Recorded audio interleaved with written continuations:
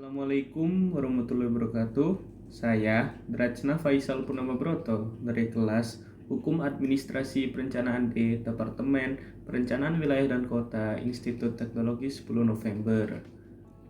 Di sini saya coba mau membahas tentang pelanggaran tata ruang nih teman-teman. Ada yang tahu nggak pelanggaran tata ruang itu apa? Coba komen di bawah ya. Secara garis besar, pelanggaran tata ruang ialah tindakan atau kegiatan yang tidak sesuai dengan rencana tata ruang atau RTR yang telah ditetapkan, termasuk penyalahgunaan pemanfaatan ruang teman-teman. Di sini kita coba mengangkat dua studi kasus ya teman-teman, yaitu yang pertama ada pelanggaran pemanfaatan ruang di bantaran Sungai Selatan Timur Kabupaten Tangerang. Lalu yang kedua ada ketidaksesuaian tata ruang dari pembangunan perumahan di Kapanewon Kalasan, Kabupaten Sleman. Oke, kita masuk ke studi kasus yang pertama ya teman-teman, yaitu pelanggaran pemanfaatan ruang di bantaran Sungai Selatan Timur, Kabupaten Tangerang. Di sini ditemukan ada dua usaha, yaitu meliputi penyulingan minyak tiner dan usaha mie kuning di kawasan sepadan Sungai Cisadane. Nah, bila merujuk pada RT RW Kabupaten Tangerang tahun 2011 sampai 2031 yang dimuat dalam Perda Kabupaten Tangerang nomor 13 tahun 2011 di rencana pola ruangnya pada pasal 47 ayat 1 huruf B menjelaskan bahwa sepadan sungai termasuk dalam kawasan perlindungan setempat. Lalu di pasal yang sama di ayat 3 Sungai Cisadane termasuk pada kawasan sepadan sungai. Berdasarkan hal ini, bila merujuk pada bab 9 ketentuan pidana pada pasal 107 ayat 1 huruf A dan B menjelaskan bahwa setiap orang yang melakukan kegiatan yang tidak diperbolehkan atau tidak menaati rencana tata ruang sesuai dengan KUPZ atau ketentuan umum peraturan zonasi dan rencana pola ruang yang mengakibatkan perubahan fungsi ruang akan dipidana sesuai dengan ketentuan UU nomor 26 tahun 2007 tentang penataan ruang.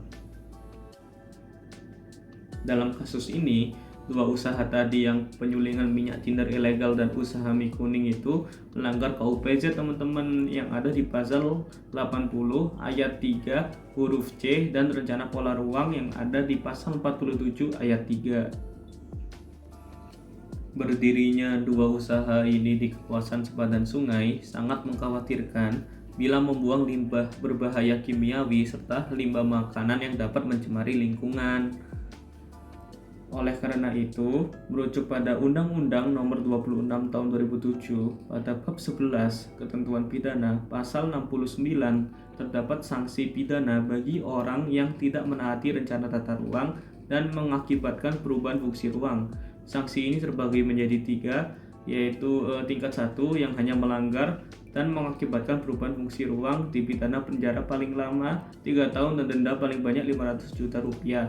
Tingkat kedua melanggar dan mengakibatkan perubahan fungsi ruang serta membuat kerugian terhadap harta benda atau kerusakan barang dipidana penjara paling lama 8 tahun dengan denda paling banyak 1,5 miliar rupiah. Lalu tingkat 3 yang melanggar dan mengakibatkan perubahan serta mengakibatkan kematian orang di penjara paling lama 15 tahun dengan denda 5 miliar rupiah. Dengan demikian, karena adanya dugaan, perlu dilakukan penyelidikan lebih lanjut oleh pihak berwenang seperti Polri, PNS instansi terkait penataan ruang, serta tenaga ahli. Hasil penyelidikan ini nantinya dapat menentukan tingkatan sanksi pidana dan dilanjutkan dengan sanksi administratif berupa penutupan lokasi. Setelah membahas studi kasus yang pertama, kita masuk ke studi kasus yang kedua, yaitu ketidaksesuaian tata ruang dari pembangunan perumahan di Kapanewon Kalasan, Kabupaten Sleman. Di sini kasus kedua akan membahas dua pembangunan perumahan di Kelurahan Tirtomani dan Taman Martani, Kapanewon Kalasan, Kabupaten Sleman. Pada tahun 2021, dua pembangunan ini tidak sesuai dengan RDTR kawasan Sleman Timur tahun 2021 sampai 2040 yang dimuat dalam Peraturan Bupati Sleman nomor 3 tahun 2021. Bila merujuk pada dokumen tersebut pada pasal 52 dan 58, dua perumahan ini berada di zona pertanian pangan dan termasuk dalam subzona lahan pertanian pangan berkelanjutan atau LP2B. Berikut merupakan dua lokasi perumahan berdasarkan peta rencana pola ruang RDTR kawasan Sleman Timur.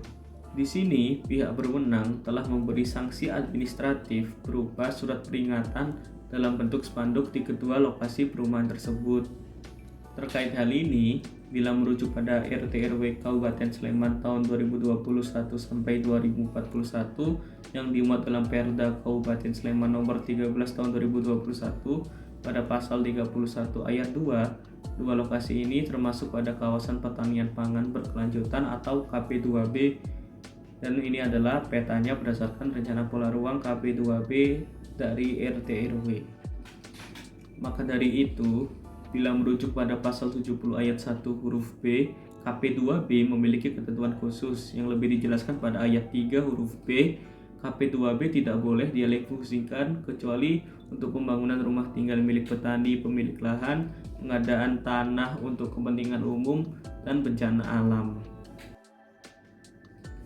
Dan bila termasuk pada kawasan tanaman pangan, merujuk pada ketentuan zonasi yang ada di pasal 63 di huruf B.7 memperbolehkan dengan syarat hunian berjenis MBR namun tetap harus di luar KP2B. Dengan demikian, perlu dilakukan penyelidikan lebih lanjut oleh pihak berwenang. Pihak pengembang harus bertanggung jawab dan siap menerima sanksi atas pelanggaran ini atas kerugian yang ditimbulkan, seperti yang tertulis di UU nomor 26 tahun 2007 yang sudah dijelaskan di studi kasus pertama. Untuk menghindari segala pelanggaran atau kesalahan dalam tata ruang, diperlukan penyebarluasan di semua media akan pembelajaran rencana tata ruang, seperti pengadaan RT/RW atau RDTR interaktif di setiap daerah. Lalu perlu update selalu tentang perubahan hukum terutama dalam tata ruang, serta selalu mendukung dan menaati rencana yang telah disusun agar dapat mendukung keberlanjutan daerah masing-masing.